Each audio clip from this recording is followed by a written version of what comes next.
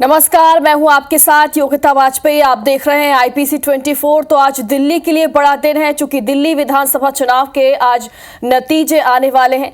Result से जुड़े तमाम अपडेट्स आप तक पहुंचाएंगे, लेकिन उससे पहले नजर हेडलाइंस पर। आज आएंगे दिल्ली विधानसभा चुनाव के नतीजे। 70 सीटों पर 8 बजे से शुरू होगी वोटों की गिनती। दांव पर 699 उम्मीदवारों की किस्मत। पीएम मोदी ने अमिताभ बच्चन और शाहरुख खान समेत देश दुनिया के टॉप प्रोफेशनल से की बातचीत। विश्व मंच पर भारत की स्थिति को लेकर हुई चर्चा। रायपुर में ज्वेलरी शॉप की बड़ी लापरवाही। शटर जाम होने से लगभग 1 घंटे फंसे रहे लोग। शॉप में नहीं है कोई इमरजेंसी एग्जिट। पुलिस और SDRF को भी नहीं दी सूचना। निकाय चुनाव से पहले किसानों को CM साई की बड़ी सौगात। धान अंतर के 12,000 करोड़ रुपए जारी। 25 लाख किसानों के खाते में ट्रांसफर।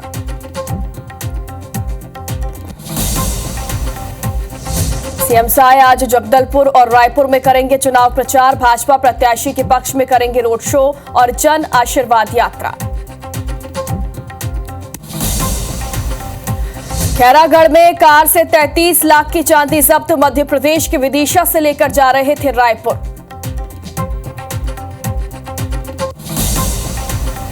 भोपाल में हिंदू युवती से शादी करने आए मुस्लिम युवक से मारपीट। हिंदू संगठनों ने लव जिहाद का लगाया आरोप।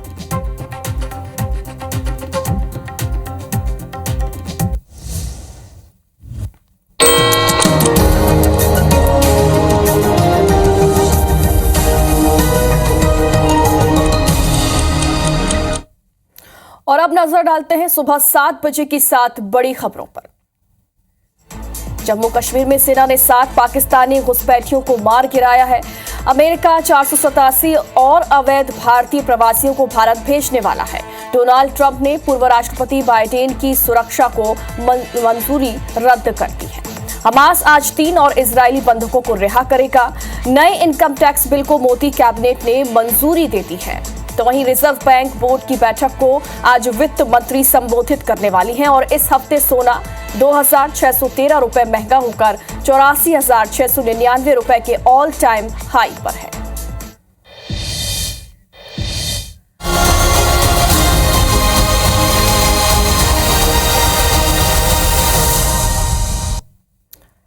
तो आज दिल्ली नतीजे आने वाले हैं। दिल्ली के लिए आज अहम दिन है। 70 सीटों पर सुबह 8 बजे से वोटों की गिनती शुरू हो जाएगी। दिल्ली में 5 फरवरी को मतदान हुआ था और इस मतदान में 60.54% वोटिंग हुई थी।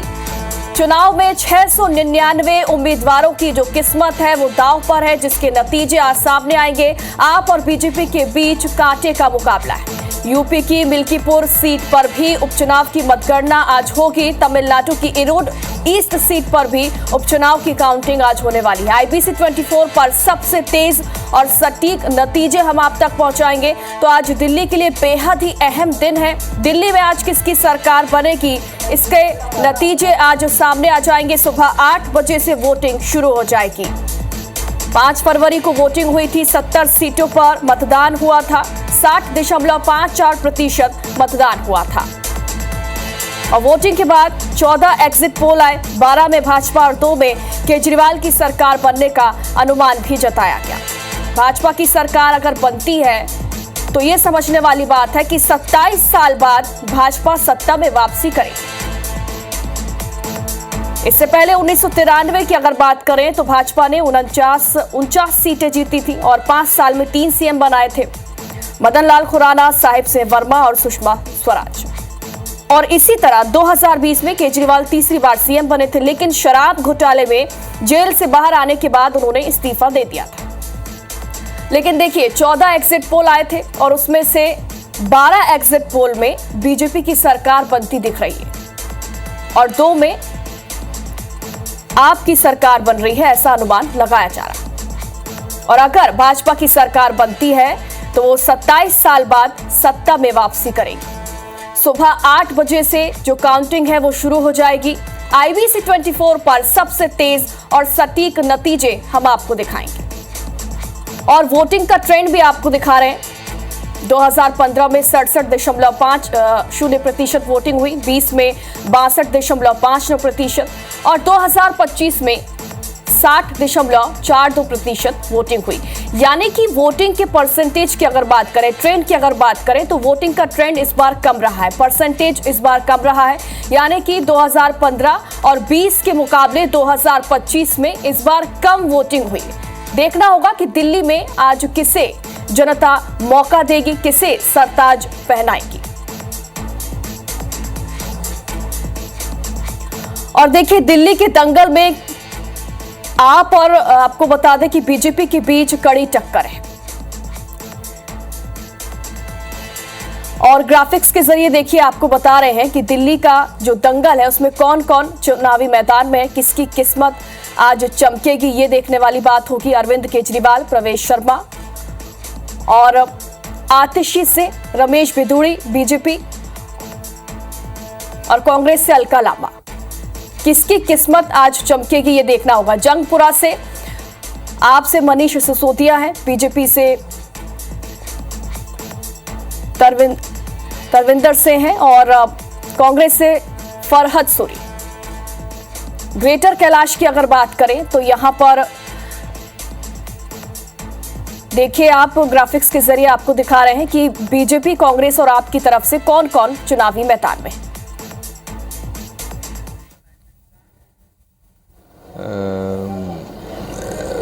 सम्मान्य सभी विधायकों को कुंभ के लिए स्नान करने के लिए आज एक जो अनोखा एक जो आयोजन होने जा रहा है, पूरे प्रदेश की जनता इसको देखे।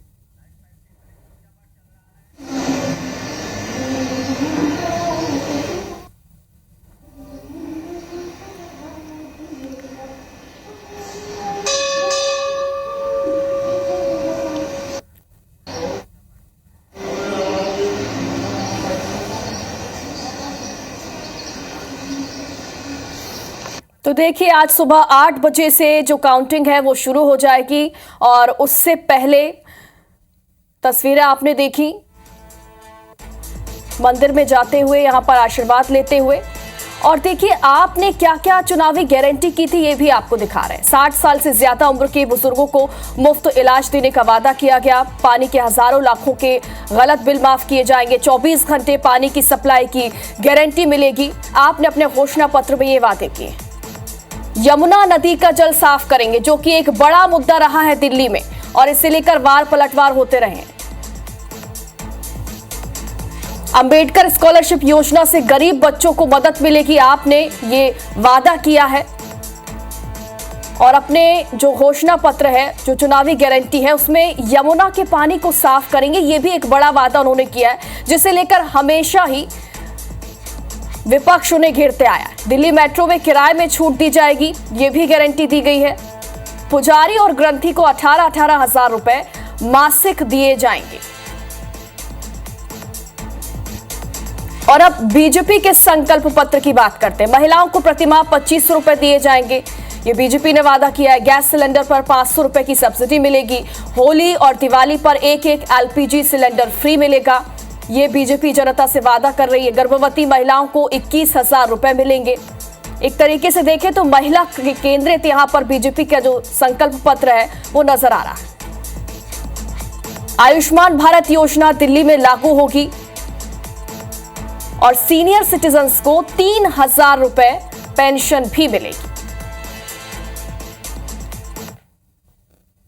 ऐसा लगाता है जहां उसको मालूम होता है कि वो जीतेगा। तो जब सट्टा बाजार भी 40-45 दे रहा है, तो मैं मानता हूं कि 40-45 तो न्यूनतम सीटें हैं जो इस बार आम आदमी पार्टी की आएगी। और मैं अपने सभी कार्यकर्ताओं को कहना चाहता हूं कि वोटिंग के दौरान जिस तरह से आप चौकन्ने रहे, उसी तरीके से काउंटिंग के दौरान भी आप पूरे चौकन्ने रहेंगे। और वीवीपैट की पर्चियों की गिनती कराने के बाद ही काउंटिंग स्टेशन से बाहर निकलना है। हम सब लोग आप लोगों का इंतजार करेंगे। ये मत सोचिएगा कि बाहर जश्न शुरू हो गया, आप वीवीपैट जो है छोड़ दें। वीवीपैट की काउंटिंग करा के बाहर आना है। तो काउंटिंग मॉनिटर करने और सरकार तो बनेगी। दिल्ली के लोगों के लिए काम करना है अभी, और बहुत कुछ बच्चों की शिक्षा के लिए और काम करना है। मोदी जी के विचारों पर चलते हुए जो डबल इंजन की सरकार पूरे देश में चल रही है, उसी को देखते हुए दिल्ली ने भी मन बनाया है। जो हमारे मौलिक अधिकार है, फंडामेंटल राइट्स है, वो यहाँ पर नहीं मिल रहे थे। भ्रष्टाचार, झूठ की राजनीति चल रही थी। आज दिल्ली, उसका छुटकारा दिल्ली को मिल जाएगा। भारतीय जनता पार्टी की पूर्ण बहुमत आएगी। जिस तरह से प्रधानमंत्री जी की गारंटी पे पूरे देश को विश्वास है, उसी तरह दिल्ली में भी हमारी सरकार बनना तय है। तो देखिए, हर पार्टी, चाहे वो कांग्रेस हो, आप हो और बीजेपी हो, अपनी अपनी जीत का दावा कर रहे हैं। लेकिन अगर हम एग्जिट पोल पर नजर डालें तो 14 एग्जिट पोल आए थे और इनमें से 12 एग्जिट पोल में बीजेपी की सरकार बनती हुई दिख रही है, तो वहीं 2 एग्जिट पोल में आपकी सरकार बन रही है। अगर बीजेपी की सरकार बनती है तो 27 साल बाद बीजेपी सत्ता में वापसी करेगी, ये समझने वाली बात होगी। बड़ा उलटफेर ये होगा। और इससे पहले 1993 में भाजपा ने 49 सीटें जीती और 5 साल में 3 सीएम बीजेपी ने बनाए थे, मदन लाल खुराना, साहिब सिंह वर्मा और सुषमा स्वराज। एग्जिट पोल कितने सही होते हैं ये तो आज पता चल जाएगा, क्योंकि आज दिल्ली में किसकी सरकार बनेगी, 8 बजे से वोटिंग शुरू होगी। तो धीरे धीरे जो रुझान है वो सामने आ जाएंगे कि दिल्ली में किसकी सत्ता काबिज होगी, बीजेपी, आप या फिर कांग्रेस। बीजेपी और आप में कड़ी टक्कर है। 2020 में केजरीवाल तीसरी बार सीएम बने थे, लेकिन शराब घोटाले में जेल से बाहर आने के बाद उन्होंने इस्तीफा दे दिया था और वो 4 साल 7 महीने और 6 दिन सीएम रहे थे। और इसी के बाद ही आतिशी जो है वो सीएम बनी थी और वो 4 महीने 19 दिन से सीएम है। तो एग्जिट पोल के नतीजों के मुताबिक बीजेपी की सरकार बन रही है दिल्ली में और आप जो है उसमें 2 एग्जिट पोल में आपकी सरकार बन रही है। हालांकि एग्जिट पोल हर बार सही नहीं होते। देखना होगा कि एग्जिट पोल के जो नतीजे हैं, एग्जिट पोल में जो दिख रहा है भाजपा की सरकार यहां बनती हुई दिख रही है, देखना होगा कि एग्जिट पोल कितने सही होते हैं। आज इसका फैसला हो जाएगा। दिल्ली में किसकी सरकार बनेगी, सुबह 8 बजे से जब वोटिंग शुरू होगी, धीरे धीरे जब रुझान सामने आएंगे, काउंटिंग शुरू होगी और उसके बाद जब रुझान सामने आएंगे तब देखना होगा कि ये एग्जिट पोल कितने सही और कितने गलत होते हैं। अब की बार दिल्ली में किसकी सरकार बनेगी ये देखना होगा। IBC 24 पर सबसे तेज और सबसे सटीक नतीजे हम आपको दिखाएंगे। चौथी बार केजरीवाल या फिर कमल खिलेगा, ये देखना होगा।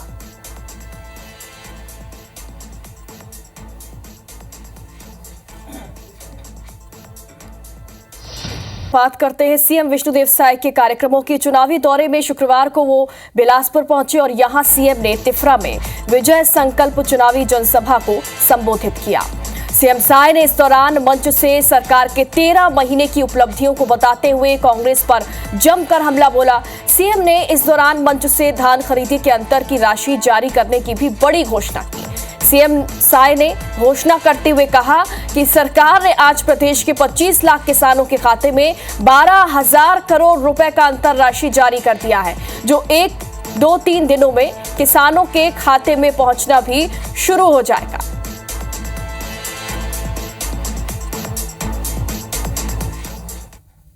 27 लाख किसान मन के खाता में जो अंतर की राशि है 12,000 करोड़ रुपया भेजने के काम हमारी सरकार करी थे।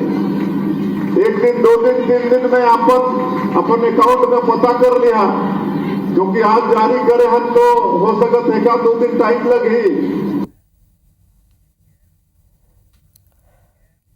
और आज आपको बता दें कि सीएम साय जगदलपुर और रायपुर में चुनाव प्रचार करेंगे। जन आशीर्वाद यात्रा के रूप में सीएम भव्य रैली आज निकालने वाले हैं। भाजपा के पक्ष में जनता से वोट की अपील की जाएगी।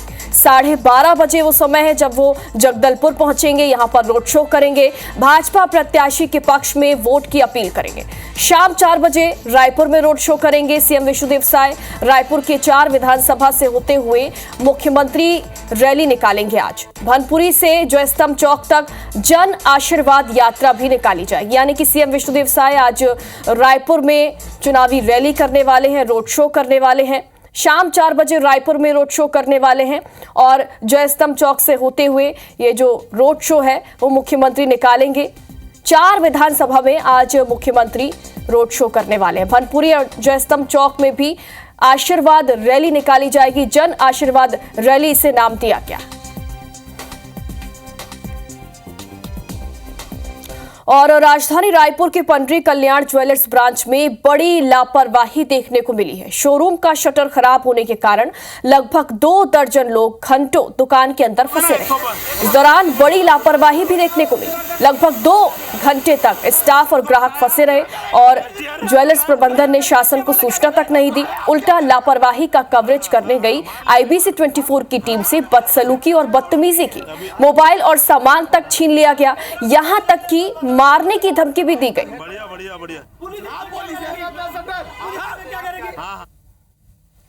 कल्याण ज्वेलर्स का ब्रांड नेम बचाने के लिए तमाम लोग जो हैं पुलिस को SDRF को सूचना नहीं दे रहे थे। आप कल्याण ज्वेलर्स के एम्प्लॉई हैं? जी जी, एक क्या मिनट। नाम है आपका? मेरा नाम नीलकंठ है। क्या पद है आपका? Branch manager. कब से नीलकंठ जी कब से लोग फंसे हुए थे? वो 9/15 को शटर गिर गया है। उसके बाद क्या हुआ, वो हम फटाफट क्या हमारे पास जो है नंबर था बुला दिया। वो तुरंत किसको बुलाया? वो ये जो कारीगर को बुलाया। तो 11 बजे पहुंचे हैं? नहीं सर, ऐसा नहीं है। हमारे पास रिकॉर्ड। अच्छा, कितने बजे पहुंचे? वो एग्जैक्ट 15 मिनट 20 मिनट के बाद आ गया। कितने बजे? एग्जैक्ट 9:50 को आ गया सर वो। हाँ, पहला आदमी कितना बजे निकला आपके यहाँ से? हमारा आदमी एग्जैक्ट निकला है। वो exact half an hour 45 minutes तक ऐसा था। उसके बाद शटर कट किया है। अच्छा, पुलिस को SDRF को 112 को सूचना क्यों नहीं दिया? हाँ, उसके बाद जाके सूचना दिया है सर। अच्छा, मीडिया कर्मियों से मोबाइल आप लोगों ने छीना, मारपीट की, उसके बारे में क्या?